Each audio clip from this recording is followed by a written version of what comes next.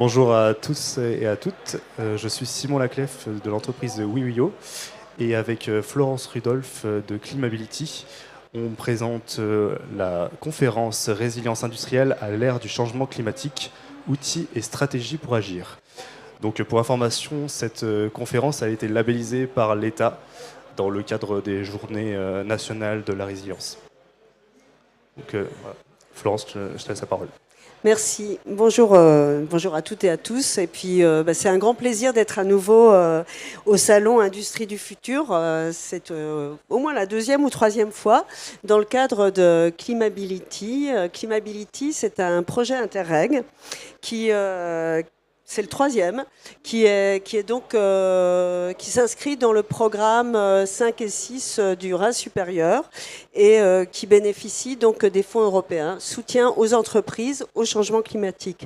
Alors d'abord un tout petit retour très très rapide. Je ne suis pas climatologue, hein, je suis sociologue urbaniste et à l'INSA Strasbourg, mais un petit retour sur le changement climatique pour savoir de quoi on parle, et je m'appuie sur nos partenaires de Météo France qui sont depuis le début, depuis 2016 avec nous dans cette aventure.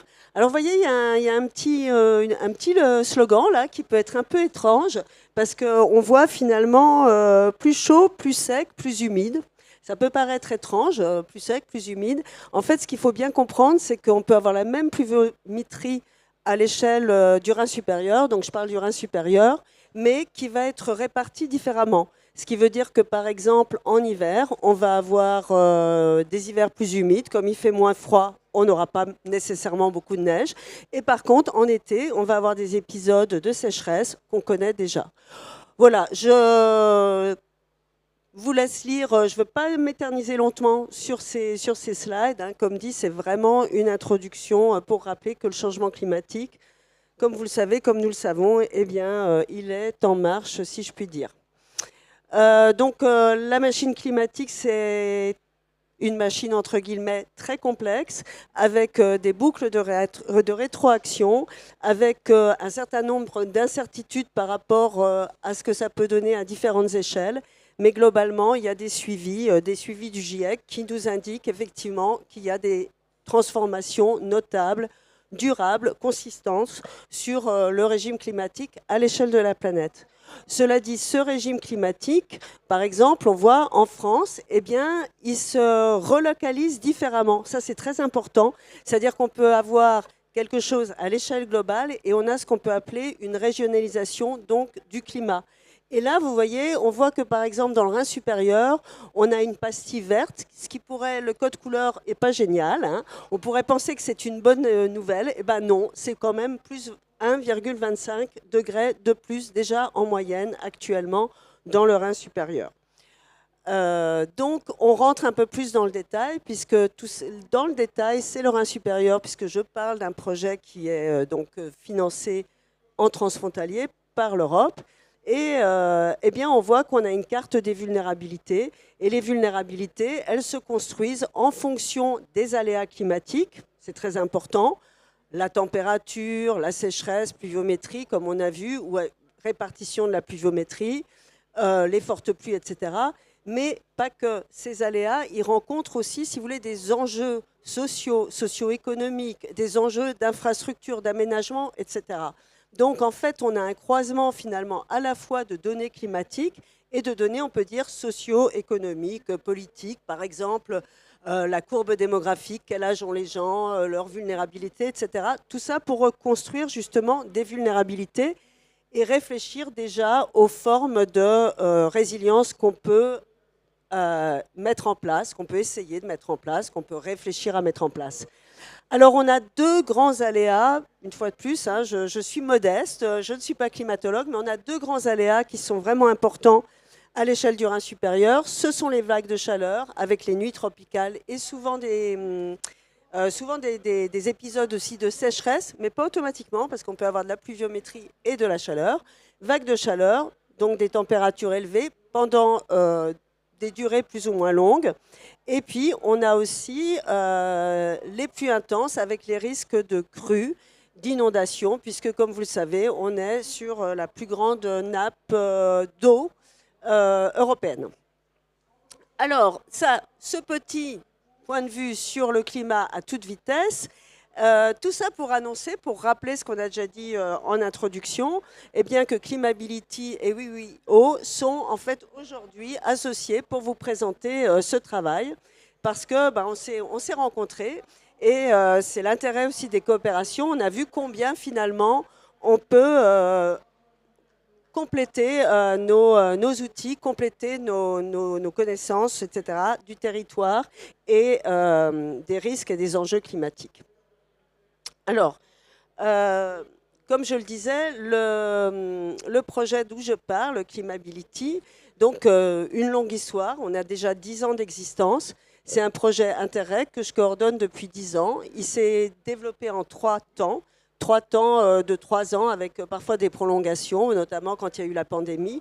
Un premier temps qui a été, si vous voulez, déjà d'identifier finalement la connaissance que les entreprises pouvaient avoir du changement climatique et surtout de la traduction des changements climatiques dans leur activité. Un deuxième temps qui était monté en échelle, c'est-à-dire que d'abord on a vu entreprise par entreprise, branche par branche. Ensuite, on a essayé de travailler à l'échelle territoriale, c'est-à-dire sur des espaces d'activité économique et industrielle. Et enfin, Climability Care, le dernier, dont je parle actuellement et qui est actuellement encore en cours, jusqu'à fin avril 2026, qui finalement travaille sur des corridors et industriels, des vallées du Rhin supérieur, et qui a embarqué aussi les collectivités territoriales.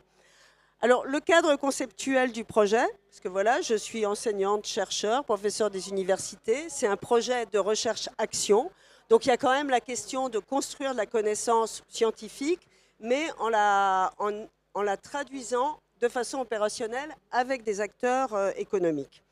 Donc, en fait, le principe fondamental du concept, c'est finalement de travailler sur cette question d'aléas climatiques qui rencontrent des sensibilités. Et ces sensibilités, elles se traduisent par des impacts ou des risques, des vulnérabilités et donc un travail de résilience. Alors, exemple, je ne sais pas, j'ai une vague de sécheresse. Mon activité, elle repose par exemple sur... elle a besoin d'eau dans le process. Et bien, la vague de sécheresse, évidemment, moi, je vais être sensible au stress hydrique. Ça va avoir un impact notamment sur mon process de travail, sur mes carnets de commandes, etc. Et donc, je vais être vulnérable et je vais devoir travailler justement à la résilience par rapport à cet aléa. Je décline pas plus longtemps ce cadre, mais pour montrer qu'effectivement, nous, on a travaillé avec à la fois des données quantitatives, qualitatives, de l'analyse et de la transposition opérationnelle. Donc, on a travaillé, on est une équipe transfrontalière, pluridisciplinaire. Ça veut dire qu'il y a à la fois des gens du Bade-Wurtemberg, l'université de Landau, l'université de Freiburg, Bâle, Canton et Ville, la CCIAE, Météo France, Atmo Grand Est, l'INSA Strasbourg, etc. Donc un très grand nombre finalement d'acteurs qui sont en coopération pour justement mener des enquêtes en allant dans les entreprises, en allant sur les sites, en travaillant, si vous voulez, aussi tous les dispositifs finalement de construction des données. Alors, un des dispositifs particulièrement intéressants pour nous, parce qu'il a été aussi transposé en outil actuellement qui s'appelle le Climability Diag, c'est une grille d'entretien, c'est-à-dire qu'on avait des entretiens et ensuite on terminait par un questionnaire où on déclinait, vous voyez, les aléas qui sont sur le côté gauche de la diapositive.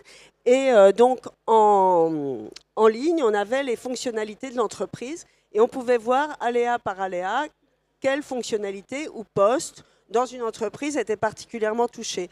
Est-ce que c'est la logistique? Est-ce que ce sont les entrepôts? Est-ce que c'est la RH? Il faut réorganiser, par exemple, les équipes de travail parce qu'il y a des vagues de chaleur, etc. Donc, on a fait ça sur plus de 300 entreprises. On oscille entre 300 et 500 entreprises sur le temps de notre recherche. Et ça nous a permis déjà de travailler à notre prototype d'outil qui est en ligne, qui est accessible quand vous allez sur notre site et qui permet de faire un diagnostic. En fait, voilà. Et ce diagnostic, il est finalement accessible pour n'importe quelle organisation. Évidemment, c'est davantage formaté pour des entreprises, mais ça marche aussi pour une organisation comme un institut de recherche, etc. Donc, on arrive avec cette grille-là, on a réussi à prototyper notre outil dont on vous parlera également plus tard. Ce qui nous a permis aussi de voir qu'effectivement, et de rendre sensibles aussi les entreprises au fait qu'on peut avoir ce qu'on appelle des risques en cascade. C'est-à-dire qu'un premier risque, un premier impact qui peut sembler mineur, peut finalement entraîner toute une échelle d'inconvénients, voire jusqu'à la catastrophe, mais déjà d'inconvénients ou de dégradation du process de travail. Et donc, c'est ce qu'on appelle les risques en cascade et qui arrivent aussi à faire comprendre qu'on a des effets d'interdépendance, fournisseurs, clients, etc. Globalement, on arrive à une synthèse des risques climatiques. Sur la gauche de la diapo, vous voyez, enfin c'est assez peu lisible, mais en tout cas, vous voyez qu'on a fait branche par branche. De l'autre côté, un peu plus à droite, on voit que c'est par poste dans l'entreprise. Et ce qu'on repère tout de suite, c'est que vous voyez, le rouge apparaît à peu près partout. Et le rouge, ce sont les vagues de chaleur, ce sont les hausses de température. Évidemment, quand on regarde plus dans le menu, on a aussi du bleu. Le bleu, c'est les pluies intenses. Donc, ça revient un peu à ce que je vous disais tout à l'heure, en début d'introduction, qu'en fait, on avait vraiment deux grands aléas, c'est-à-dire les températures, hausse de température, et les pluies intenses avec les risques de crues et d'inondations. Comme je vous le disais, on a aussi travaillé sur des sites industriels, notamment pour travailler pour les aider à aménager, parce qu'on est aussi avec une équipe d'architectes, d'urbanistes, et penser à aménager finalement des îlots de fraîcheur. Alors tout ça, si vous voulez, ça retrace très rapidement ce qu'on a fait sur toutes ces années. Mais ce qui était aussi intéressant, c'est que finalement, et c'est comme ça aussi que j'ai rencontré Simon Lacleffe, c'est qu'on se disait, oui, mais en fait, il nous manque quand même un peu une spatialisation de cette déclination finalement des aléas et de leurs risques, de la déclination sur un site industriel proprement dit.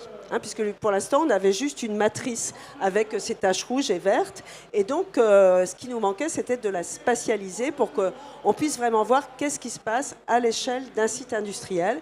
Et en fait, voilà, Simon peut nous illustrer cela. Merci Simon. Merci Florence. Donc, je vais présenter notre expertise chez WiWio. Donc, on va parler de visualiser des enjeux à l'échelle des sites industriels. Donc, pour commencer, je vais déjà présenter un peu ce qu'on fait dans la société. Donc nous, rapidement, on est entre les industriels exploitants de sites industriels et d'autres entités, donc notamment des assureurs ou encore les SDIS. Donc, en présentation, là, on a mis deux de nos partenaires, donc les sapeurs-pompiers de la Moselle et du Bas-Rhin. Également, on travaille avec Aléa Risque, qui est un think tank d'assureurs autour du Rhin.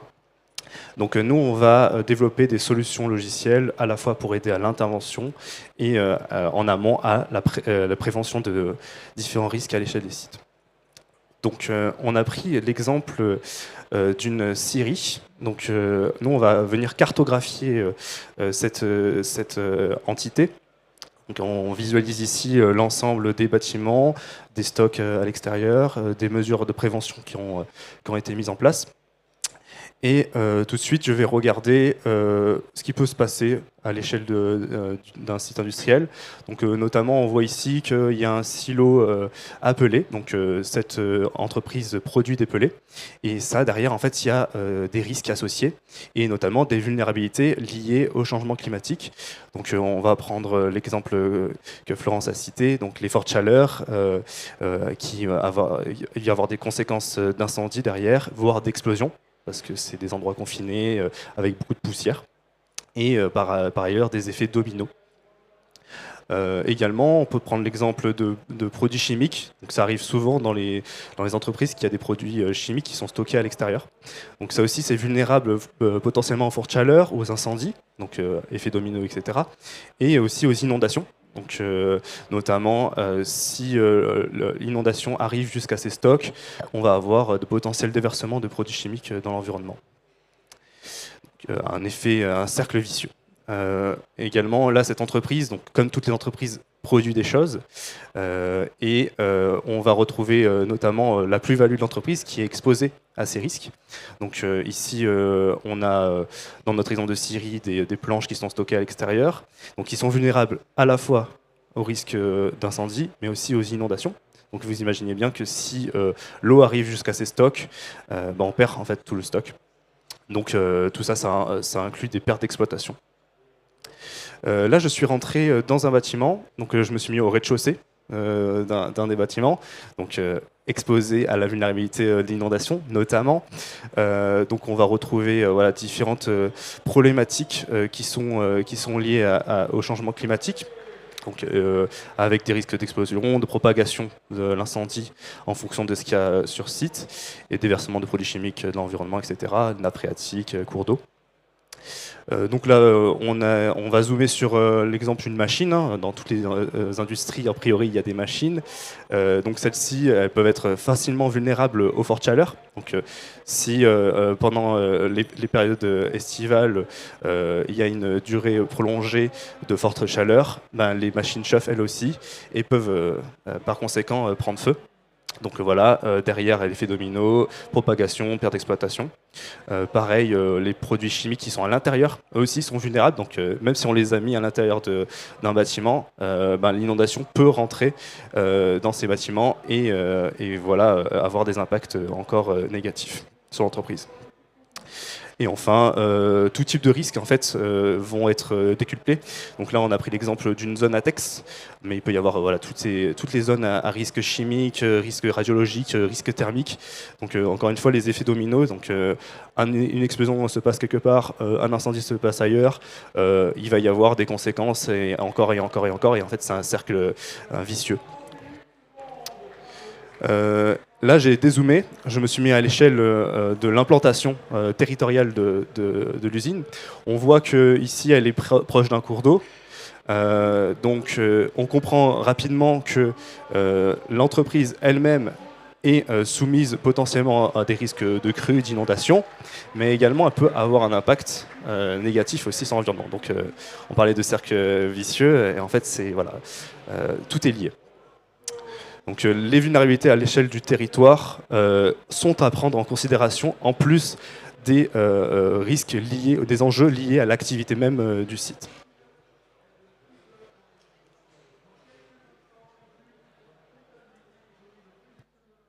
Donc merci. Je reprends le fil de la présentation.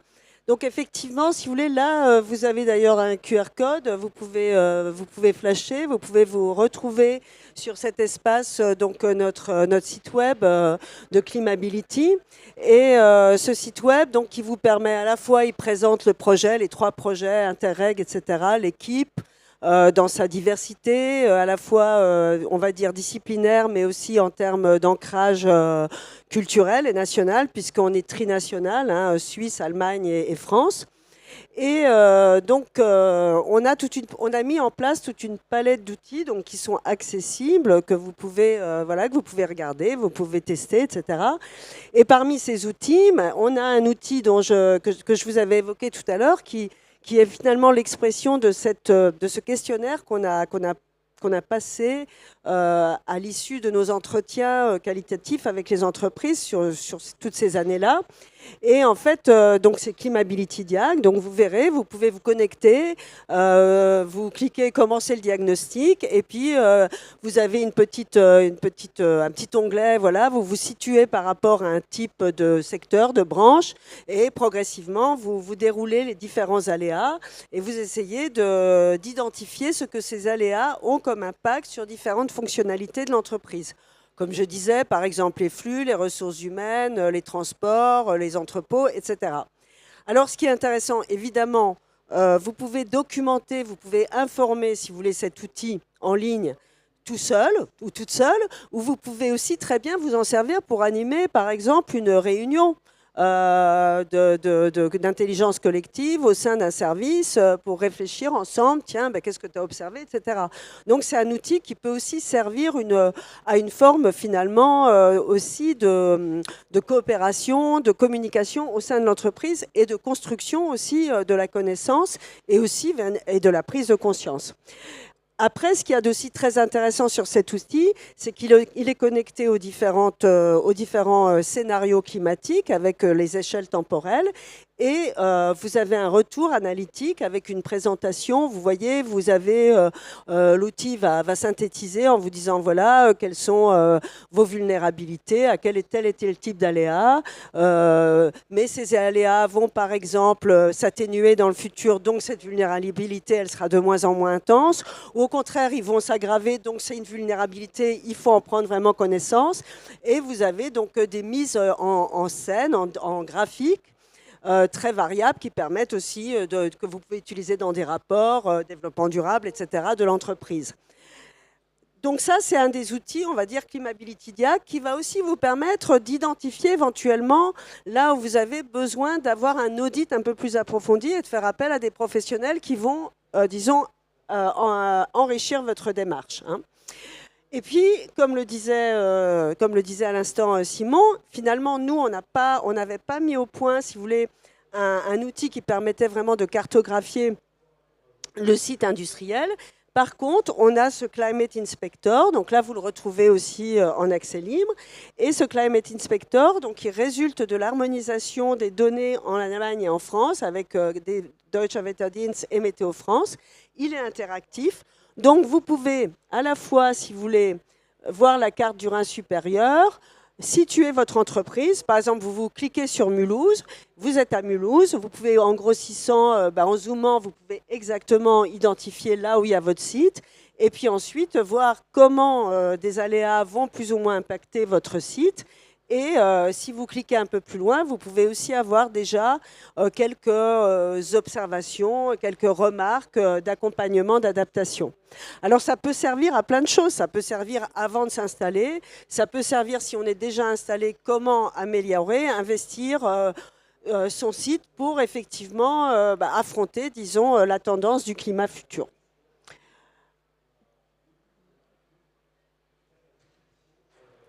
Donc je reprends la parole, on va voir concrètement comment le faire ensemble. Hein. Donc je vous invite à flasher le QR code et potentiellement le faire à la maison ou durant des réunions avec vos entreprises. Donc on se rend sur le site avec l'outil. Première chose à faire, c'est de sélectionner un lieu. Donc vous pouvez zoomer dans la carte et vraiment spécifier l'emplacement de la zone que vous voulez étudier. Ensuite, vous allez configurer ce qu'on appelle un scénario. Donc en l'occurrence, là on est sur scénario forte chaleur à horizon 2050 avec un scénario assez pessimiste. Ensuite, on va se rendre sur l'onglet pour configurer le secteur. Donc là, pour reprendre l'exemple de tout à l'heure, on va prendre la filière bois avec voilà, notamment la scierie qui est concernée. Et ensuite, on va aller sur l'onglet Impact. Donc, je vais un petit peu lire ce qu'il y a écrit à l'écran. Donc, notamment, là, les dommages aux forêts et croissance réduite du bois, c'est un impact direct sur les scieries. Donc, si il y a plus de jours de forte chaleur, les arbres ont des difficultés à pousser et donc la filière bois est impactée directement. Je vous invite à lire un peu plus en profondeur par vous-même les différents autres impacts identifiés sur ce sujet-là. Et aujourd'hui, comment on va agir pour pallier à ces problématiques. Donc, notamment, on va aller sur l'outil adaptation. Et là est cité les mesures de dispersion des fournisseurs. Donc, vous allez augmenter le nombre de fournisseurs de bois, différer les endroits où vous pouvez trouver des fournisseurs. Donc si certains sont impactés, d'autres un peu moins. Donc on réduit les risques et ça peut vous aider à améliorer votre gestion de cette problématique. Également, on peut changer. Donc là, j'ai pris le risque d'inondation avec d'autres impacts, dont notamment mesures d'adaptation. C'est mieux étendre son contrat d'assurance, sa couverture assurantielle. C'est assez intéressant parce que voilà, on sait que plus on va avancer, plus on va avoir ce risque qui va être présent. Et donc, comment s'en prémunir.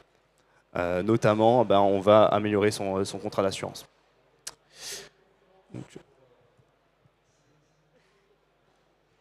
Merci. Donc vous l'avez bien compris, effectivement, globalement, une entreprise ou des entreprises ou des territoires ou des espaces d'activité, eh bien, ma foi, ils peuvent être effectivement engagés dans des impacts qui dégradent les conditions de travail, qui soumettent aussi les équipes à fort stress, avec aussi tout un enjeu de ressources humaines, d'attractivité du travail, etc. Et donc, globalement, travailler à des chemins d'adaptation ou des chemins de résilience, c'est finalement essayer d'engager des cercles vertueux plutôt que d'être pris dans des cercles finalement vicieux et d'entraves et de freins et voilà, d'impasses. Alors, je vais vous donner un exemple. Je vais repasser rapidement sur un exemple qui me semble particulièrement intéressant parce que finalement, comme j'ai dit, je suis à l'INSA de Strasbourg. Moi, je suis sociologue urbaniste, mais je travaille avec des ingénieurs. Et donc, c'est vraiment, à la fois, on a croisé, je dirais, l'intelligence, les méthodes de sciences sociales et les méthodes d'ingénieurs avec ce qu'on appelle la conception inventive. Alors, ce matin, il y a Denis Cavalucci qui était en plénière et qui présentait justement la méthode TRIZ. En fait, la méthode TRIZ, c'est une méthode, c'est déjà de l'intelligence artificielle. Hein. C'est une méthode finalement qui va permettre, peut-être pas tant de l'intelligence générative, mais qui va surtout permettre, comme un computer, de finalement gérer un nombre incroyable de données. En amont, nous, on fait des ouais. En amont, les sciences sociales, elles vont faire de l'enquête, je dirais, plus classique, des entretiens, comme j'en ai parlé, des visites d'entreprises, etc. Et donc, on a croisé ces deux méthodes sur le port de Strasbourg, le port autonome de Strasbourg, consécutivement à la crise des bases eaux. Parce qu'en 2018, il y a eu une crise vraiment sévère des bases eaux, au point où vraiment il y a eu arrêt de la navigation fluviale.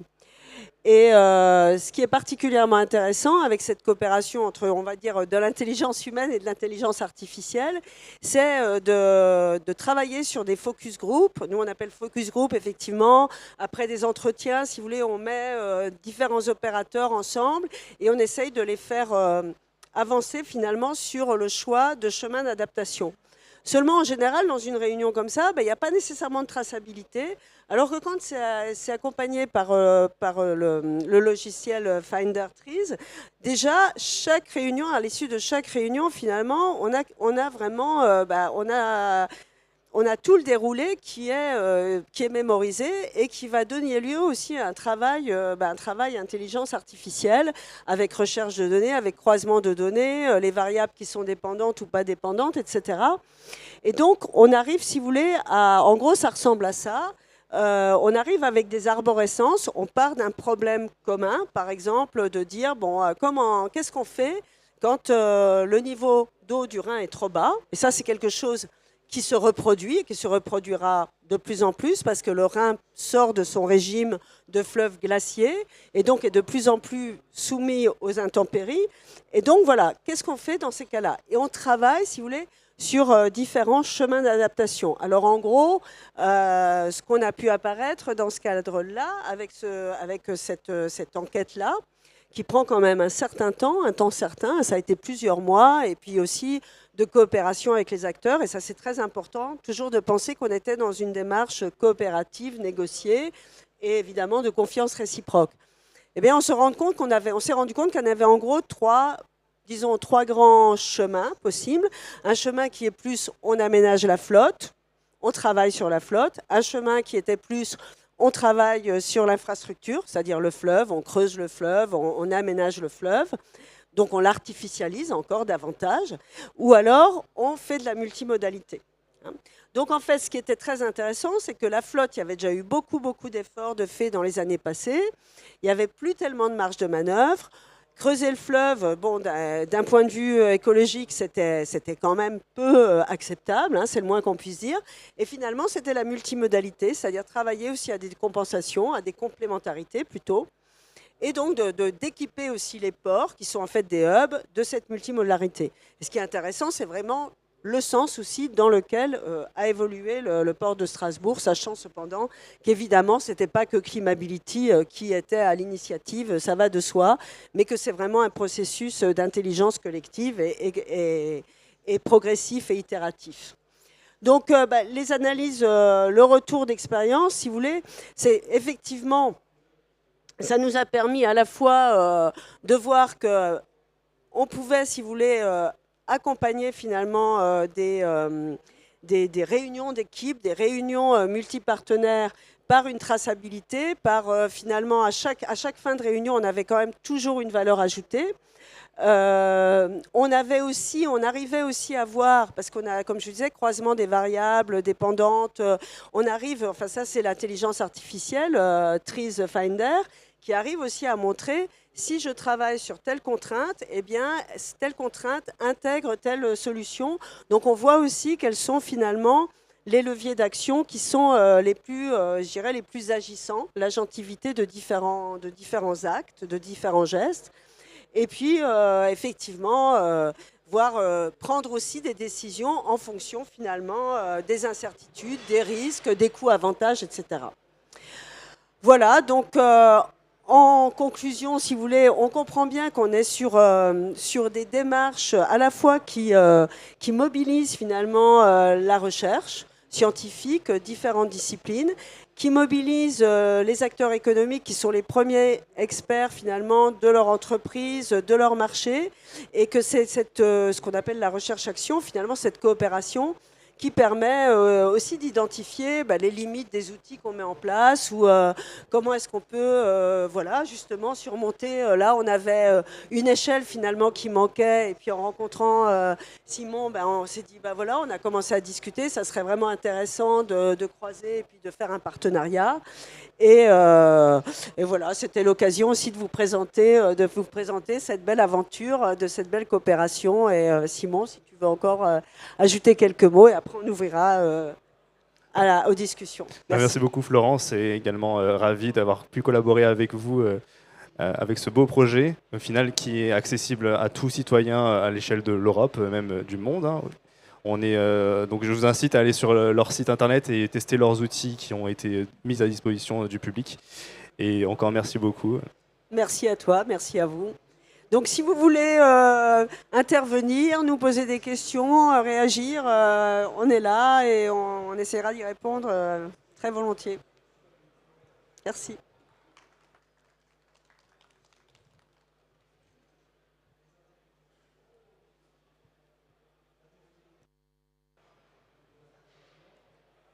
J'ai pas une question, mais j'ai un petit complément. Tout à l'heure, par exemple, Simon, il nous montrait avec le Climate Inspector, vous vous souvenez, voilà, je clique, j'ai mon site qui est là, il est dans les bases d'eau, je suis une scierie ou dans les vagues de chaleur. J'ai des premières indications de ce que je peux faire. Par exemple, il fait très chaud, j'arrose mes grumes. Parce que j'ai des grumes qui sont entreposées. S'il fait très chaud, le bois il va sécher. Je les arrose, etc.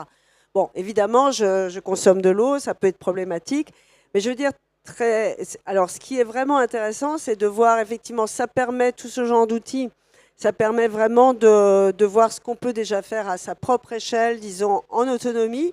Mais on se rend compte quand même très vite par rapport à ce genre d'enjeux, de risques, que finalement, c'est quand même la coopération territoriale qui est hyper importante. C'est pour ça aussi que j'avais envie de terminer par ce moment sur les bases eaux, où il y a eu vraiment les entités organisatrices, le port autonome de Strasbourg, qui nous ont permis de faire ces ateliers, de progresser, etc.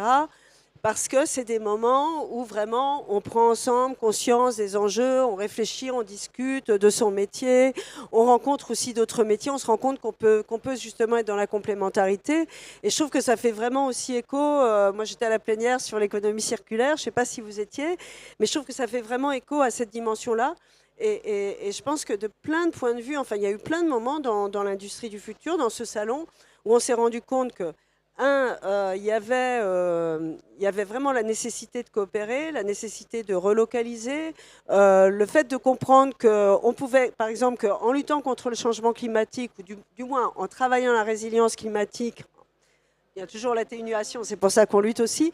Mais en faisant cela, on travaille aussi à réindustrialiser la France, on travaille aussi à doter les territoires de compétences qui seraient sinon en train de fuite de compétences qui vont ailleurs, dans d'autres régions. Donc en fait, c'est ça aussi l'idée de cercle vertueux, et c'est surtout de comprendre qu'à la fois nos outils y permettent de prendre conscience, de gagner en autonomie, de commencer à faire quelque chose à son échelle, mais je pense que vraiment très très vite, l'idée c'est quand même de rencontrer, de rejoindre des clubs, de rejoindre des fédérations, de venir à des salons, de continuer à discuter, à s'informer, parce qu'en fait, c'est vraiment des choses complexes. C'est-à-dire que nous, on essaye de montrer qu'il y a des petits gestes, qu'il y a des compréhensions de base, mais vraiment, c'est des choses complexes, parce que dans le fond, c'est historique. On ne sait pas quel sera l'état de la planète par rapport à ce régime climatique qui est perturbé. Et donc, finalement, vous voyez, ce n'est pas du couper-coller. C'est pas dire, oh bah, on a déjà vu, je sais pas, on a déjà vu ça. Non, on ne l'a pas vu. Et donc, c'est vraiment la question à la fois d'imaginer, il y a cette question d'imagination, il y a cette question d'expérimentation, parfois grandeur nature, ce qu'on fait sur certains sites pilotes, des retours d'expérience, et puis, de façon itérative et collectivement, finalement, d'avancer et de contribuer, finalement, à des territoires et une économie durable avec des écosystèmes qui ne soient pas sous stress et en situation d'effondrement. Merci beaucoup.